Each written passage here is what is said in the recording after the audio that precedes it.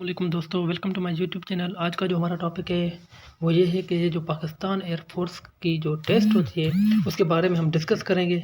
और मैं आपको आज मुकम्मल गाइड करूंगा और बताऊंगा कि उसका टेस्ट किस तरह होता है। और आप कंप्यूटर पे होता है या रिटन टेस्ट होता है। और अगर कंप्यूटर पे होता है, और काफ़ी लोगों को पता होगा कि टेस्ट एयरफोर्स का जो है कंप्यूटर पे होता है, लेकिन मैं आज को आपको वो चीज़ें बताऊंगा जिसकी वजह से ऐसी कौन सी गलतियां आप करते हैं जिसकी वजह से आप बेशक टेस्ट भी सही करके आए, सवाल भी ठीक से करके आए, उसके बावजूद आपका रिजल्ट जो आता है नॉट क्वालिफाइड आता है, या आप फेल हो जाते हैं।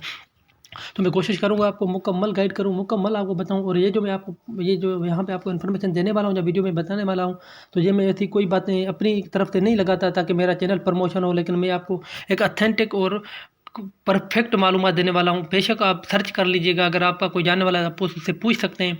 तो जो जो भी मैं बताऊंगा वो आपको प्रैक्टिकल और एक्सपीरियंस वाली चीज़ें बताऊंगा। मेरा अपना 4-5 साल का एक्सपीरियंस है, और मैंने खुद मुझे मतलब अल्हम्दुलिल्लाह मैंने तीनों फोर्सेस के हर टेस्ट दिए, सिविलियन से लेकर कमीशन तक, और अल्हम्दुलिल्लाह मैंने पास किए हैं। और इसकी वजह से मैं आज आपको बताऊंगा। तो आपने देखना है, अगर आपको फिर भी कोई चीज़ कोई क्वेश्चन रह जाता है तो आप मुझसे पूछ सकते हैं। और वीडियो शुरू करने से पहले मैं यहाँ पे आपको एक बात बता दूँ कि ये जो एयरमैन का टेस्ट होता है उसमें हमारे सब्जेक्ट आ जाते हैं, इंग्लिश, फिजिक्स और मैथ आ जाता है, और आईक्यू आता है। आईक्यू के आपके पास 100 क्वेश्चन होंगे, इंग्लिश के आते हैं आपके पास 50 क्वेश्चन, और फिजिक्स और मैथ के जो होते हैं 25-25 क्वेश्चन आते हैं।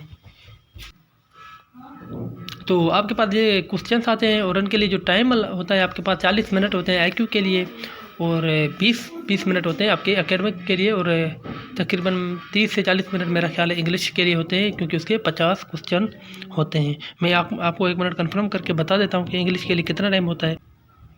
तो यहाँ पे आप देख सकते हैं जैसे कि आपके पास इंटेलिजेंस टेस्ट के जो आते हैं 100 क्वेश्चन होते हैं, उसके लिए आपके पास जो टाइम होता है वो 40 मिनट होता है, और उसमें 40 आपके वर्बल क्वेश्चन होते हैं और 60 आपके नॉन वर्बल क्वेश्चन होते हैं। तो उसके लिए मैं डिटेल से वीडियो बनाऊंगा। इंटेलिजेंस के 3 से 4 वीडियो या 5 वीडियो हमारे बन जाएंगे, और उसमें मैं आपको कंप्लीट गाइड करूँगा। और आईक्यू की मैं आपको इस तरह से तैयारी करूँगा, अगर आपने वो सारे वीडियो देख लिए और वो ट्रिक्स आपने टिप्स एक बार सीख ली, तो इंशाल्लाह मैं गारंटी के साथ कहता हूँ आप दुनिया के किसी भी टेस्ट में बैठे, अगर आईक्यू के कोई भी क्वेश्चन आया, तो इंशाल्लाह जो आप 90% वो टेस्ट क्वालिफाई करेंगे। मतलब उसके बाद जो है ना, आप कभी भी आईक्यू की टेस्ट में फेल कभी नहीं होंगे। और वो जो मैं आपको इन्फॉर्मेशन दूंगा इंशाल्लाह अथेंटिक और बिल्कुल रियल इन्फॉर्मेशन होगी। आप बेशक वो आजमा लें, चेक कर लेना, कंफर्म कर लेना।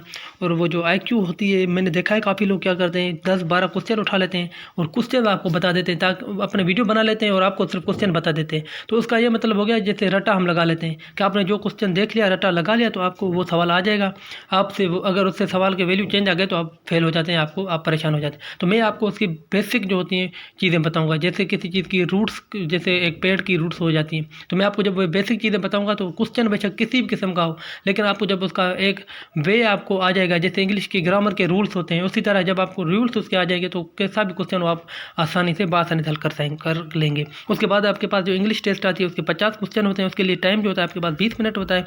और उसके बाद मैथ्स या फिजिक्स के 25 क्वेश्चन होते हैं, और उनके लिए भी टाइम जो आपके पास होगा वो 20 मिनट ही होगा। तो चलिए अभी वीडियो स्टार्ट करते हैं कि आपका कंप्यूटर पे टेस्ट किस तरह होता है, और उस कंप्यूटर का जो इंटरफेस आता है, डिस्प्ले आता है, वो किस तरह का होता है। काफ़ी लोग जो है देख के घबरा जाते हैं और ऐसी उसमें गलतियां कर आते हैं, जिसकी वजह से वो पास किया हुआ टेस्ट भी फेल का सामना उनको करना पड़ता है। तो चले मैं आपको कंप्यूटर के स्क्रीन पे लेके चलता हूँ और आपको बता देता हूँ कि किस तरह का इंटरफेस होगा। और आप जब टेस्ट देने जाएंगे तो इंशाल्लाह वही चीज़ आपके सामने आएगी जो मैं यहाँ पे आपको दिखाने वाला हूँ। बिल्कुल एज इट इज़ वही चीज़ होगी। एक कोई भी चीज़ एडिट हुई या कोई भी एक जो मतलब 0% पे वो चेंज नहीं होगी, आपको मैं दिखा देता हूँ। तो चले स्क्रीन की तरफ चलते हैं और मैं आपको बताता हूँ कि वहाँ पर क्या चीज़ होती है, किस तरह होता है। काफ़ी लोग कंप्यूटर का सुन के परेशान हो जाते हैं कि यार मैंने तो कभी कंप्यूटर चलाया ही नहीं, तो मैं किस तरह करूँगा। तो बिल्कुल आसान है, इतना कोई मुश्किल टफ नहीं है। बेशक आपने कभी कंप्यूटर को देखा भी नहीं हो, लेकिन फिर भी जब मैं आज आपको बताऊंगा तो आप आसानी से कंप्यूटर का टेस्ट, और जो कंप्यूटर का टेस्ट आप करेंगे, तो इंशाल्लाह आपको जो आपका रिटन से भी वो आपको आसान लगने लगेगा, और आपको बिल्कुल एक गेम की तरह लगेगा और आपको मज़ा आएगा। तो चले अभी चलते हैं हम कंप्यूटर के स्क्रीन की तरफ, और आपको मैं बता देता हूँ कि किस तरह का क्वेश्चन होते हैं और किस तरह आपने हल करने हैं, और ऐसी कौन सी ट्रिक्स या टिप्स हैं जो आपने सीखनी है, और वो गलतियाँ आपने नहीं करनी जिसकी वजह से आप फेल हो जाते हैं। तो दोस्तों यहाँ पे हम आ गए हैं अपने उस स्क्रीन की तरफ। जिस तरह आपके पास वो टेस्ट होंगी, तो जब सबसे पहले मैं आपको बता दूं कि आप जैसे ही आप वहाँ जाएंगे तो आपने रिसेप्शन पे जाके रिपोर्ट करनी होती है। वहाँ पे आपने अपने डॉक्यूमेंट्स चेक कराने होते हैं, आपने ये जो स्लिप होती है पीएफ की वो आपने दिखानी होती है। वहाँ पे तस्वीरें आप अपने उनको देंगे और वहाँ पे आपसे वो 100 रुपये लेंगे और आपके पास प्रॉस्पेक्टस आपको पकड़ा देते हैं। जो एयरमैन की टेस्ट होती है उसके लिए आपको 100 रुपये देना होता है। जो कमीशन होती है जीडीपी की तो उसके लिए आपने 300 रुपये देने होते हैं। और जो सिविलियंस की होती है उसकी आप फीस होती है आपकी 200 रुपये। और यही फीस नेवी की भी यही होती है, कोई इतना इशू। और आर्मी की भी यही रेट होता है। अभी हो सकता है मतलब कुछ दिन हुए या जैसे अभी महंगाई या पेट्रोल का रेट बढ़ गया है तो हो सकता है रेट में फ़र्क आ गया हो, लेकिन इससे पहले का जो रेट था वो यही था। आप बेशक चेक कर लेना, फिर भी आप अपने हिसाब से वो अपना मेंटेन या मैनेज कर लेना। तो उसके बाद जो आता है वहाँ पे आपकी रिसेप्शन पे आपकी तस्वीर वो खींच लेते हैं कैमरा के सामने खड़ा करके। और फिर आप जब टेस्ट देने जाते हैं तो उस पे यहाँ पे आपको मैं अभी बता देता हूँ कि आपकी तस्वीर का क्यों खींची जाती है और उसका क्या काम है। तो फिर जैसे आपने कंप्यूटर पे जाना होता है तो वो थोड़ा बहुत आपको ब्रीफ भी कर लेते हैं कि कंप्यूटर पे आपने किस तरह बैठना है, किस तरह टेस्ट देना है। लेकिन उस टाइम क्या होता है, बंदे को टेस्ट का इतना प्रेशर होता है या थोड़ा बंदा मेंटली डिस्टर्ब होता है जो, तो वो बेशक बता भी रहे होते हैं तो काफ़ी लोग ऐसे होते हैं जो कैच नहीं कर पाते, उसको समझ नहीं पाते।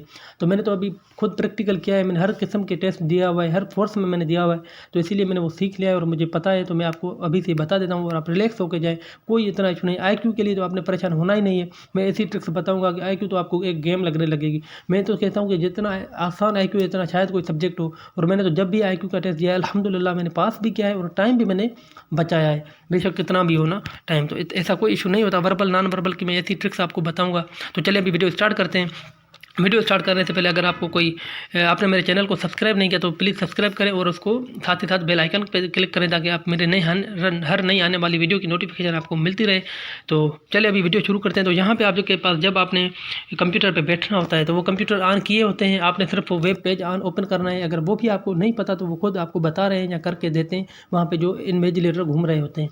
तो आपने वो कंप्यूटर ऑन करना है। कंप्यूटर के पास आपके पास एक वाइट बोर्ड पड़ा होता है और मार्कर पड़ी होती है, ताकि आपने अगर रफ वगैरह यूज़ करना है तो डस्टर बोर्ड मार्कर वहाँ पे पड़ी होती है, आपने वो यूज़ कर सकते हैं। वहाँ पे साइड में आपके पास पड़ा होगा, हर कंप्यूटर पे होता है। अगर नहीं है तो आप उस इन्विजिलेटर को बोल के आप ले सकते हैं, इसका कोई इशू मसला नहीं होता।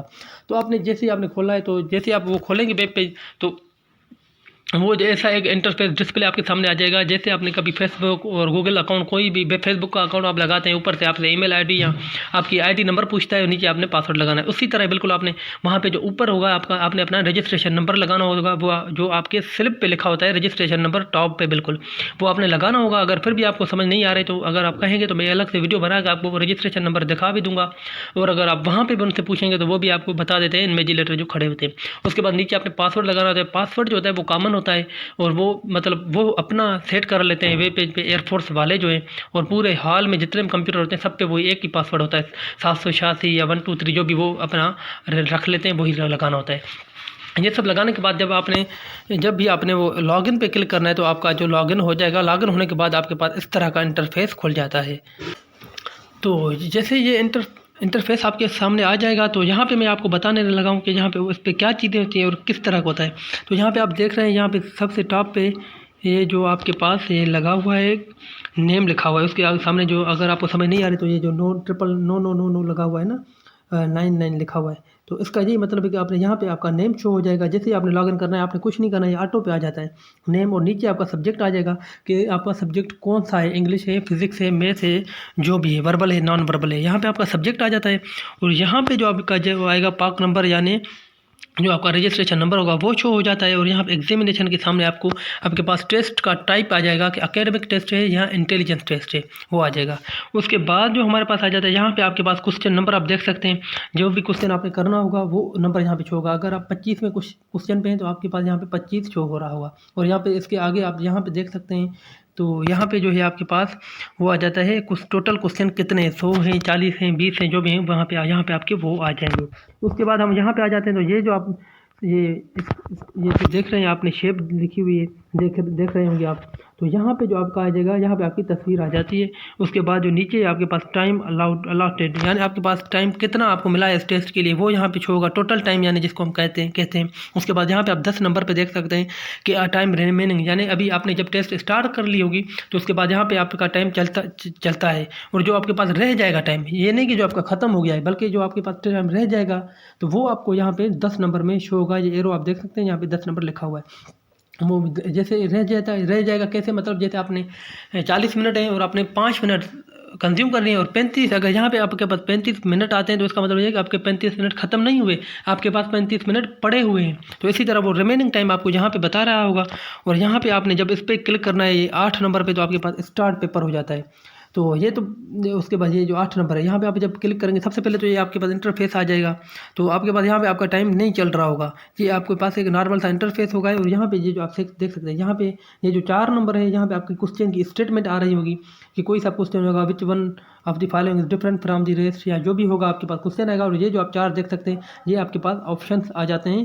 पहले में ए में जो होगा वो यहाँ पे आपके पास ए के सामने लिखा होगा, बी का उसके सामने लिखा होगा ऑप्शन। उसके बाद जो आपने जो ऑप्शन आपको ठीक लग रहा है कि यहाँ पे यार इसमें ए होगा, बी होगा, जो भी होगा, तो ये उसके ए के सामने, बी के सामने, सबके सामने एक सर्किल लगा हुआ है और ये सर्किल जो है बिल्कुल ये होगा ना खाली होता है बिल्कुल, मतलब अंदर से।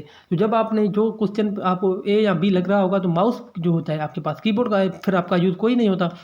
माउस पे के साथ माउस के 2 क्लिक होते हैं, एक राइट साइड पे होता है, दूसरा लेफ्ट साइड पे होता है, यानी एक छोटी उंगली की तरफ होता है और दूसरा आपके पास पहली उंगली की तरफ क्लिक होता है। जो 2 बटन जो माउस के होते हैं, तो पहली उंगली वाला जो आपने वो छोटी उंगली वाला आपने यूज़ नहीं करना, पहली उंगली वाला बटन आपने यूज़ करना है। और वो जो उसके साथ आप जैसे इसके सामने अगर आपको ए लग रहा है तो आपने वो अपने उस माउस का जो एरो होगा वो आप ए के दायरा जो है सर्कल ए पे नहीं बल्कि उसके आगे जो दायरा लगा हुआ सर्कल है उसके आपने उसके ऊपर रख देना है अपना एरो। और वहाँ पे आपने जब पहली उंगली यानी अंगूठे के साथ जो उंगली होती है वो वाली जहाँ अंगूठा जो भी आपने क्लिक करना है जिससे आपको आसानी हो, तो आपने जैसे उस बटन पे क्लिक करेंगे तो ऑटोमेटिकली वो जो आपके पास सर्कल होगा वो फिल हो जाएगा, वो बिल्कुल ब्लैक कलर से फिल हो जाता है। अगर वो फिल नहीं होता तो उसका मतलब ये है कि आपका क्वेश्चन ठीक से फिल नहीं हुआ। काफ़ी लोग जो है कंप्यूटर को जिसको नॉलेज नहीं होती तो वो डर जाते हैं यार ऐसा ना हो मैं 2-3 बार लगाऊं और कुछ गलत हो जाए, तो बस एक बार क्लिक करके और क्वेश्चन पे नेक्स्ट क्वेश्चन पे चले जाते हैं। तो जब तक आपके सामने वो फिल नहीं हो जाता तब तक आपका क्वेश्चन वो हल फिल नहीं हुआ, आपका क्वेश्चन रहता है वो। तो बेशक कोई सा ऑप्शन हो उसके सामने जो सर्कल होगा आपने उस पर क्लिक करना है तो आप ऑटोमेटिकली वो जो होगा फिल हो जाएगा। और ये जो आपके पास सिंपल है क्वेश्चन है, कभी कभार इसकी जो दायरा है आगे पीछे हो जाता है तो आपने ऑप्शन के हिसाब से गिन के दायरे के हिसाब से थोड़ा कॉमन सेंस यूज़ कर लेना है कि दायरे जब 4 हैं तो चौथा कहाँ पे आगे पीछे अगर थोड़ा स्टेटमेंट बड़ी छोटी होने की वजह से आगे पीछे हो तो आपने परेशान नहीं होना। तो आपने वो क्लिक कर लेना है। क्लिक करने के बाद आपने नेक्स्ट करेंगे तो आपके पास दूसरा क्वेश्चन आ जाएगा। और यहाँ पे जो ये रेड के साथ 6 नंबर पे आप देख सकते हैं यहाँ पे नो सिलेक्शन आपका लिखा हुआ है। नो सिलेक्शन का मतलब ये है कि अगर आपने इस पर क्लिक कर दिया तो आपका कोई अगर मतलब आप कहते हैं कि यार मैंने आपने एक सिलेक्शन कर लिया या बी सिलेक्ट कर लिया ऑप्शन, अभी आप कहते हैं कि नहीं यार ये इसमें मुझे डाउट हो रहा है और मैं इसको अभी सिलेक्ट नहीं करना चाहता, मैं बाद में करूँगा, तो आपने नो सिलेक्ट पे जब क्लिक करेंगे नो सिलेक्शन पे तो जो आपका सेलेक्ट किया होगा वो वहाँ से मिट जाएगा। और अगर आपका ए हो गया, बी करना चाहते हैं तो फिर आपने नो सिलेक्शन पे क्लिक नहीं करना, आपने ए पे करने के बाद सीधा बी पे करेंगे तो ए वाला जो आपका फिल किया हुआ वो होगा वो अनफिल हो जाएगा और आपका बी वाला दायरा फिल हो जाएगा। इसी तरह से यहाँ पे आ जाता है आपके पास अनअटेम्प्ट क्वेश्चंस, ये जो लिखा हुआ जिसके पास एक्स है, यानी जब आप क्वेश्चन उधर रो में मैं आगे चल के आपको बता देता हूँ कि वो अब जब आप उस पर क्लिक करेंगे तो आपके पास जिस क्वेश्चन के आगे जो एक्स का निशान आएगा, एक्स जिसको हम मल्टीप्लिकेशन का भी निशान कहते हैं, वो आएगा तो उसका मतलब ये होगा कि आपने वो क्वेश्चन अटेम्प्ट नहीं किया, आपने ऐसे छोड़ दिया है, जहाँ जानबूझ के आपने बिल्कुल छोड़ा है, जहाँ गलती से छूट गया है, तो उस पर जिसके आगे ये आए तो आपने वो चीज़ चेक कर लेनी और क्वेश्चन को आपने हल कर देना है। बेशक तुक्का लगा लें क्योंकि इस पर कोई नेगेटिव मार्किंग नहीं होती, तो छोड़ने से बेहतर है आपने वो टिक कर लेना है। तो बेशक वो लास्ट में कर लें, जो आपको आ रहे हैं पहले आप वो करें ताकि आपका जो है चांसेस बढ़ जाए पास होने के। ऐसा ना हो जो क्वेश्चन आपको नहीं आए उस पर आप टाइम ज़ाया करें फजूल में सोचिए रफ करके। तो मैं तो यही आपको सलाह दूंगा, सजेशन दूंगा कि आपने सबसे पहले वो क्वेश्चन करें जो आपको मतलब बिल्कुल पढ़ने से, कुछ क्वेश्चन ऐसे जो इधर से पढ़ो उधर से आपके पास ऑप्शन आ जाता है, जहन में ही आपको आंसर उसका पता हो जाता है। तो आपने पहले वो करें, जब टाइम आपके पास बच जाए तो उसके बाद फिर 2 कैटेगरियाँ होती हैं क्वेश्चन की। एक क्वेश्चन होता है कि यार मुझे ये आ जाएगा, मुझे इतना कंफर्म है कि ये मुझे आ जाएगा लेकिन मुझे थोड़ा टाइम देना पड़ेगा, तो उसके बाद आपने जब लास्ट में आपके पास टाइम बच जाए तो पहले आपने वो क्लिक करना है। उसके बाद एक क्वेश्चन की कैटेगरी ऐसी होती है जो मुझे आता नहीं है यार, मैंने लगा ना तुक्का ये, तो उस चीज़ को जो उस कैटेगरी को आपने लास्ट में रखना है, प्रेफरेंस जो आपने देनी है वो पहले जो 100% आपके पास आ रहा है आपने वो करना है, जो एक मेंटली जहन में हल हो जाता है। दूसरा वो होता है कि यार इसको मैं अगर थोड़ा टाइम दूंगा तो ये मुझे कंफर्म है कि ये मैं सही कर लूँगा, तो दूसरी कैटेगरी में आपने वो रखना है, उनको हल करना है। लास्ट में अगर आपके पास टाइम बच जाता है तो आपने तुक्का लगाना, नहीं बचता तो वो बेशक रहने दे, प्रेशर नहीं लेना आपने। उसके बाद यहाँ पे जो आ जाता है ये जो आपने 7वें नंबर पे आप देख रहे हैं, ये आपके पास स्क्वायर, छोटा सा स्क्वायर बना हुआ है। यहाँ पे अगर आपने क्लिक करना है, अगर आपको लगता है कि यार मैंने ए तो किया है लेकिन मैं इस क्वेश्चन को फिर से चेक करना चाहता हूँ, रिव्यू करना चाहता हूँ, कि मतलब इस पे क्लिक करने के बाद अभी आप कहेंगे यार फिर तो मैं नो सिलेक्शन पे भी कर सकता हूँ, लेकिन मार्क फॉर रिव्यू का ये आपको इसका ये फ़ायदा होगा, अगर आपके पास टाइम बच जाएगा लास्ट में तो आपको इसको रिव्यू कर लेंगे, अगर नहीं बचेगा तो ये होगा कि आपका फिर भी ये टिक किया हुआ कुछ, क्योंकि कभी कभार ऐसा होता है आपके पास टाइम नहीं बच जाता और आप सवाल स्किप करते आते हैं, स्किप करते आते हैं, तो उससे क्या होगा है जो परसेंटेज आपकी होती है आप 30% कर लेते हैं, 70% आपके स्किप किए होते हैं, तो उधर से टाइम अप हो जाता है, तो वो मतलब अनफिल आपके रह जाते हैं और आप फेल हो जाते हैं। तो इसीलिए आपने ये चीज़ नहीं करनी। आपने अगर आपको किसी क्वेश्चन में डाउट हो रहा है कि यार मैं एक बार रिव्यू करना चाहता हूँ, तो आपने मार्क फॉर रिव्यू पे क्लिक कर देना है, यानी 7वें नंबर पे जो कॉलम है आपके पास ये जो चौरस आ रहा है आपने इस पर क्लिक कर लेना है, ताकि ये आपको फ़ायदा हो जाए। अगर क्योंकि ना करने से करना बेहतर है। चलो बेशक आपके पास आपको डाउट है, लेकिन हो सकता है आपने सही भी टिक किया हो, तो जब आप करेंगे तो हो सकता है आप पास हो जाए। अगर आप करेंगे नहीं तो पास होने का मतलब इम्पॉसिबल है, आपको पास होना मुश्किल ही है, नामुमकिन है बल्कि मुश्किल भी नहीं। तो उसके बाद जो आपके पास आ जाएगा यहाँ पे हमारे पास ये हमने 7 नंबर तक पढ़ लिया। उसके बाद यहाँ पे जो आ जाता है हमारे पास सीरियल नंबर जो होगा 8 नंबर यहाँ पे। उसके बाद ये सब चीज़ें आपने चेक कर ली, देख ली। उसके बाद आपने स्टार्ट पेपर पे क्लिक करना है, ये लिखा हुआ है 8 नंबर पे। जब आप स्टार्ट पेपर पे क्लिक करेंगे तो आपका पेपर शुरू हो जाएगा और आपके पास इस तरह के क्वेश्चन, और यहाँ पे जो मैंने आपको बताया चौथे नंबर पर क्वेश्चन की स्टेटमेंट आना शुरू हो जाएगी, और इधर से आपका 9 नंबर में टाइम स्टार्ट हो जाएगा, 10 नंबर में टाइम शुरू हो जाएगा जैसे ही आपने स्टार्ट पे क्लिक कर दिया। उसके बाद यहाँ पे आपको मैं एक और बात बता दूँ कि जब आप अगर ये चीज़ कर लेते हैं तो ये जो आपको मतलब यहाँ पे आप कभी कभार कंप्यूटर मशीनरी हैंग हो जाती है। हैंग होने की वजह से क्या होता है कि आपका कंप्यूटर थोड़ा डिले हो जाता है, जहाँ वहीं पे जैम हो जाता है, रुक जाता है। तो आपने परेशान नहीं होना। काफ़ी लोग क्या करते हैं, परेशान हो जाते हैं और डबल क्लिक कर देते हैं, बटन दबाना शुरू कर देते हैं, अपना माइंड चला लेते हैं कि यार ऐसा ना मेरा टाइम चला गया, ये वो। तो इस तरह ऐसा कुछ भी नहीं होता आपका। अगर ऐसा कुछ हो जाता है आपने हाथ ऊपर कर देना है और इन्विजिलेटर को बताना है कि सर मुझे मेरे कंप्यूटर में ये मसला पीसी में आ रहा है, वो आपको हल करके देगा। और आपका जो 1 सेकंड होता है वो भी आपका ज़ाया नहीं होगा। ये मेरा अपना प्रैक्टिकल है, जब मैं टेस्ट दे रहा था तो मेरे साथ ऐसा हुआ था, और जब उसने मुझे ठीक करके रिव्यू करके टेस्ट दी तो वहीं से उसी क्वेश्चन से वहीं उसी टाइम से मेरा जो टेस्ट था शुरू हुआ था। तो इस तरह आपने कुछ नहीं करना, आपका ना टाइम जाएगा ना आपके क्वेश्चन कहीं जाते हैं। आपने बेफिक्र होकर टेस्ट करनी है। ऐसा कोई भी मसला होता है, कोई भी मसला नहीं आपने यहाँ, तो फिर आपको वो रिव्यू करके वहीं से चला के देंगे। अगर आपका कुछ मसला हुआ तो आपको वो फिर से शुरू से वो टेस्ट चला के देते हैं। हालांकि जबकि आप अगर अपनी कुछ ऐसी कर लेंगे तो हो सकता है आप फेल होकर निकल आए। इससे अच्छा है आपने ऐसा कुछ नहीं करना, तो आपको दोबारा से चांस मिल जाता है ऐसे, तो आपने उनको बता देना है। तो उसके बाद यहाँ पर जो आ जाता है ये मैं अभी आपको बता देता हूँ कि उसके बाद जो ये आपके पास आ जाते हैं, ये 4 कॉलम आ जाते हैं, 14, 15, 16, 17। तो 14 नंबर पे जो कॉलम होगा वो वहाँ पे आएगा फर्स्ट लिखा होगा, फर्स्ट क्वेश्चन। यानी अगर आपने डायरेक्ट पहले क्वेश्चन पे जाना है, 25वें 26वें या आप लास्ट क्वेश्चन पे, तो आपने उस पर क्लिक करना है। जब आप उस पर क्लिक करेंगे तो आप डायरेक्ट पहले क्वेश्चन पे आ जाते हैं। उसके साथ ही लिखा होता है प्रीवियस, यानी 15 नंबर पे। तो अगर आप मतलब एक क्वेश्चन पे हैं और आप कहते हैं यार मैं पीछे वाला क्वेश्चन रिवीजन करना, या पीछे वाले पे क्वेश्चन पे जो अभी आप मतलब आपने 14 हल किया, आप 15 पे आ गए, तो अभी आप कहते हैं यार मैं अभी 14 नंबर क्वेश्चन पे जाना चाहता हूँ, तो आपने बल्कि इधर से जाने से आपने वहीं से प्रीवियस करना है, तो आप डायरेक्ट उधर पे आ जाएंगे। उसके बाद उसके साथ आपके पास आ जाता है नेक्स्ट 16 नंबर पे। तो जब आपने क्वेश्चन हल कर लिया, अभी आप चाहते हैं कि मैं दूसरे क्वेश्चन पे जाऊं, तो आपने यहाँ पे नेक्स्ट पे क्लिक कर लेना है। आपने सेलेक्ट करके उधर से नेक्स्ट करेंगे तो आपका क्वेश्चन दूसरा आपके सामने आ जाता है। और 17 नंबर पे आपका लास्ट। तो ये लास्ट क्वेश्चन आपने तब तक इस पर क्लिक नहीं करना जब तक आप पूरे सवाल हल नहीं कर जाते। अगर आपने लास्ट पे क्लिक करना है तो आपने डायरेक्ट, अगर पहले पे तो आप डायरेक्ट आखिरी पे चले जाएंगे। आखिरी पे चले जाएंगे तो आपका बीच वाले क्वेश्चन आपके मिस हो जाते हैं, तो आप वापस भी जा सकते हैं उन पर, लेकिन बेहतर आपका ये भी जो 1 आधा मिनट आपका ज़ाया हो जाएगा। तो इससे बेहतर यही है कि आपने सीरीज़ के हिसाब से आपने चलना है।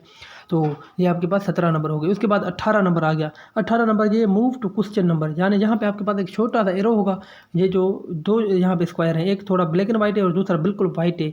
तो ब्लैक एंड वाइट के साथ यहाँ पे आपके पास छोटा एरो होगा। आप जब उस पर क्लिक करेंगे तो पूरा लिस्ट क्वेश्चन की आपकी 1 से लेकर 100 तक वहाँ पे खुल जाती है, मतलब लिस्ट आ जाती है। और उसी लिस्ट में मैंने जब आपको पहले बताया कि जो आप क्वेश्चन आपसे रह जाता है, नहीं टिक करते, सिलेक्ट करते, उसके आगे एक्स यानी क्रॉस का निशान आपके पास आ जाता है। तो उसी लिस्ट में वो सारे क्वेश्चन आपके पास आ जाएंगे। जो आपने किए हैं उसके सामने कुछ नहीं होगा, सिर्फ क्वेश्चन नंबर होगा। जो आपने नहीं किया होगा या आपने छोड़ा होगा उसके पास एक्स आ जाता है। तो अगर आप उसी लिस्ट में से किसी क्वेश्चन पर जाना चाहते हैं, जैसे आपको याद है, या आप कहते हैं कि मैंने जो छोड़े मैं अभी उन पर आपने पूरी टेस्ट कर ली, अभी आप कहते हैं मेरे पास टाइम बचा है, मैंने जो छोड़े उन पे जाना चाहता हूँ, तो आपने बजाय कि आप कहीं पे लिखते जाएँ और फिर वहाँ पे जाएँ, तो आपका यहाँ पे आधा टाइम से भी ज़्यादा टाइम आपका कंज्यूम हो जाता है। कुछ लोग क्या करते हैं, उनको कंप्यूटर का कुछ पता होता नहीं है, तो वो क्या करते हैं, लिखते जाते हैं उस व्हाइट बोर्ड के साथ ना, वहाँ पे लिखेंगे कि भाई मैंने 16 नंबर नहीं किया, मैंने 19 नंबर नहीं किया, 18 नंबर नहीं किया। उसके बाद फिर वो पहले क्वेश्चन थे सीरीज़ के साथ जा रहे होते हैं उधर, कि भाई अभी मैंने 16, फिर 17, 18, 19, फिर 20, इस तरह मैं अपने क्वेश्चन पे जाके कर लेता हूँ। तो इससे आपका टाइम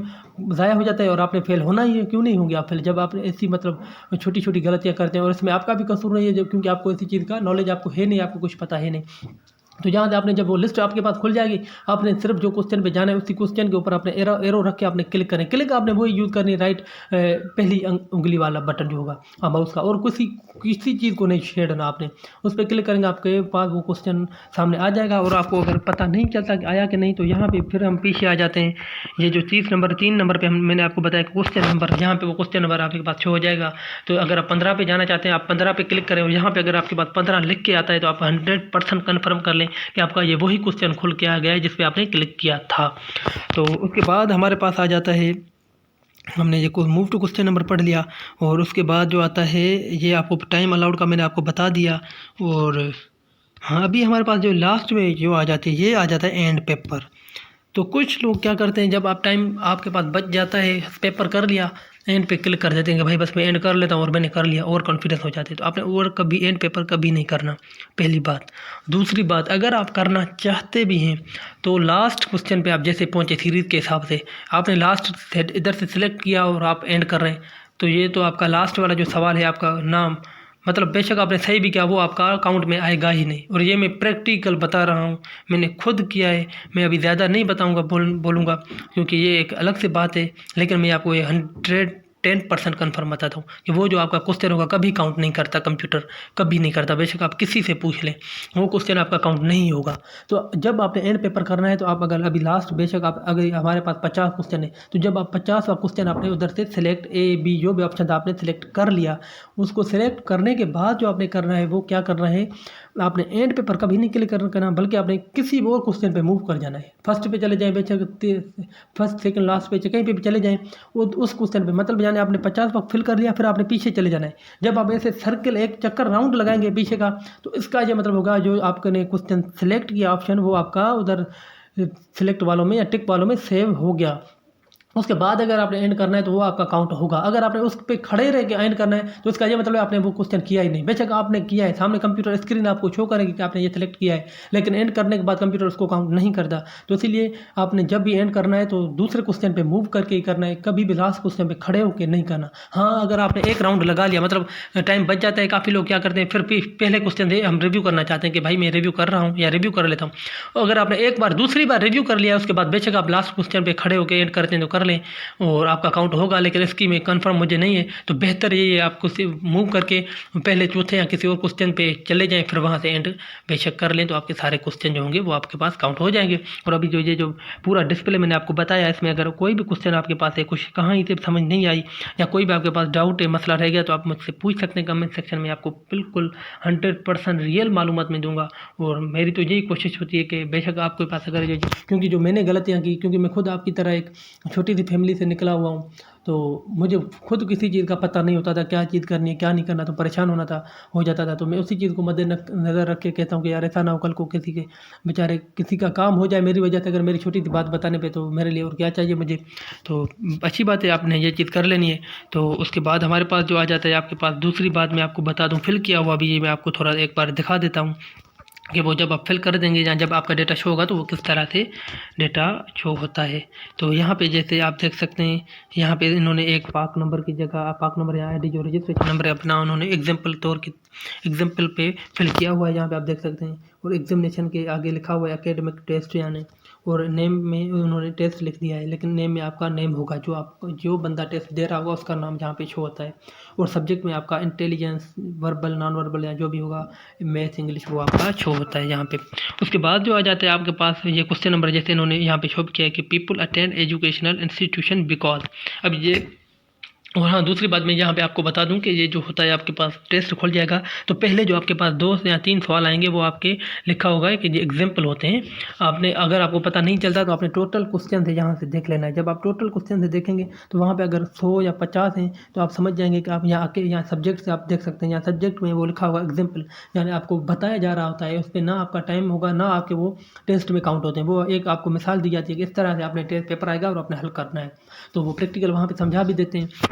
तो इसी तरह ये इस तरह का एक एग्जाम्पल है आपके पास, तो इन्होंने यहाँ पे देख सकते हैं आप, ए में लिखा हुआ है they want to spend time. सवाल क्या था? सवाल ये था कि people attend educational institute because, जो लोग हैं वो एजुकेशनल इंस्टीट्यूट को अटेंड करते हैं, क्यों करते हैं? बिकॉज, क्यों करते हैं? तो आपने ऑप्शन पे यहाँ पे देख सकते हैं कि they want to spend time, वो अपना टाइम स्पेंड करना चाहते हैं, गुजारना चाहते हैं। बी में लिखा है उसने, अभी देखें ये मैं आपको बता रहा था कि ये जो आपका जो सर्किल है वो थोड़ा नीचे है और आपकी जो स्टेटमेंट है वो टॉप पे है, लेकिन आपने ये चीज़ अंदाज़ा, इतना कॉमन सेंस आपके पास होना चाहिए कि ये जो सर्किल है पूरे इसी ए वाले एरिया में ही आ रहा है, ए वाले एरिया में ही जो है आपके पास आ रहा है, और उसी तरह बी वाला भी उसके सामने ही आ रहा है, थोड़ा आगे पीछे हो सकता है, आपने थोड़ा सा अपना कॉमन सेंस लगा लेना है। और दूसरा ऑप्शन है आपके पास they are force to do so, यानी उनको फोर्स किया जाता है, उनके पास जोर डाला जाता है कि आप इस तरह करें। तो तीसरे नंबर पे आ जाता है they want to get good job, वो अपनी अच्छी जॉब नौकरी हासिल करने के लिए एजुकेशनल इंस्टीट्यूट ज्वाइन करते हैं। चौथा आपके पास आ जाता है they want to get knowledge.